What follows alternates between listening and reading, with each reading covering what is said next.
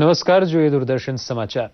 પ્રધાનમંત્રી નરેન્દ્ર મોદી આકાશવાણી મારફતે 30મી વખત દેશવાસીઓ સામે મન કી બાત રજૂ કરી હતી.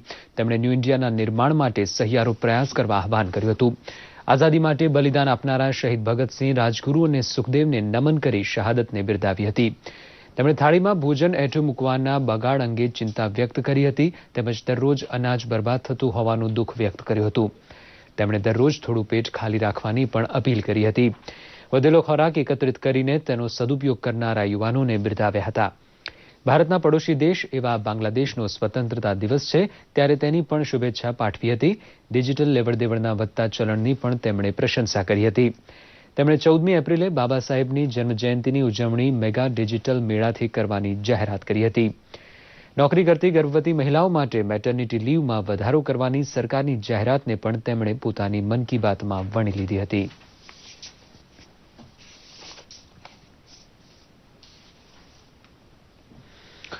સુરતથી દિલ્હી માટે આજથી શરૂ થતી સ્પાઇસ જેટ ફ્લાઇટના ઉદઘાટન માટે નાગરિક ઉડ્ડયન રાજ્યમંત્રી જયંત સિન્હા રવિવારે ખાસ સુરત પધાર્યા હતા.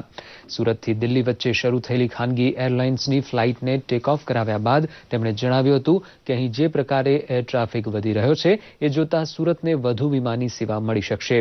સુરત શહેરને દેશના અન્ય શહેરો સાથે ઝડપથી વિમાની સેવાથી સાંકળી લેવામાં આવશે અને આ દિશામાં ઝડપથી કાર્યવાહી કરવામાં આવશે. સ્પાઇસજેટના સીઈઓએ છેલ્લા 6 મહિનામાં સ્પાઇસની વિમાની સેવામાં 92% વધારો થયો હોવાનું જણાવ્યું હતું. કૃષિ ક્ષેત્રના વિકાસ માટે સરકાર સતત પ્રયત્નશીલ છે અને તેના ભાગરૂપે રાજ્યભરમાં કૃષિ મેળાનું આયોજન થઈ રહ્યું છે. અંકલેશ્વર તાલુકાના જૂના બોરભાઠા બેટ ખાતે રાજ્યકક્ષાના મંત્રી ઈશ્વરસિંહ પટેલની અધ્યક્ષતામાં કૃષિ મેળો અને પરિસંવાદ યોજાયા હતા, જેમાં નવતર કૃષિ પદ્ધતિઓથી વૈજ્ઞાનિક ઢબે પાક કેવી રીતે લેવો તેની માહિતી ખેડૂતોને આપવામાં આવી હતી. આ પ્રસંગે જિલ્લાના પ્રગતિશીલ ખેડૂતોનું સન્માન પણ કરાયું હતું. કાર્યક્રમમાં ઈશ્વરસિંહ પટેલે સરકારની પ્રગતિ સેતુ, સેવા સેતુ અને મા અમૃતમ યોજના સહિતની વિવિધ પ્રજાલક્ષી યોજનાઓની માહિતી આપી હતી. તેમણે કહ્યું હતું કે ખેડૂતોને ખેત પેદાશોનો પોષણક્ષમ ભાવ મળી રહે તે માટે સરકારે તુવેર અને મગફળી જેવા પાકોની ટેકાના ભાવે ખરીદી કરી છે. મહીસાગર જિલ્લાના લુણાવાડામાં રહેતા અને વ્યવસાય સાયકલના વેપારી એવા સૌરભભાઈ મહેતાએ નિરોગી જીવન માટે સાયકલ ચલાવવાનો નિત્યક્રમ બનાવી લીધો છે. લોકો વહેલી સવારે ઉઠી વિવિધ પ્રકારની કસરત અને યોગ કરતા હોય છે, પરંતુ સૌરભભાઈનું માનવું છે કે સાયકલ ચલાવવાથી શરીરના અનેક અંગોની કસરત થાય છે.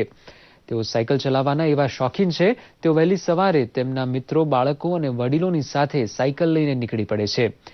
તેમના નિત્યક્રમમાં કેટલાક ડોક્ટરો પણ જોડાયા છે. તેઓ લગભગ 40 કિલોમીટર સુધી સાયકલ ચલાવે છે. તેમણે આ પ્રવૃત્તિ આશરે 2 વર્ષ પહેલા શરૂ કરી હતી.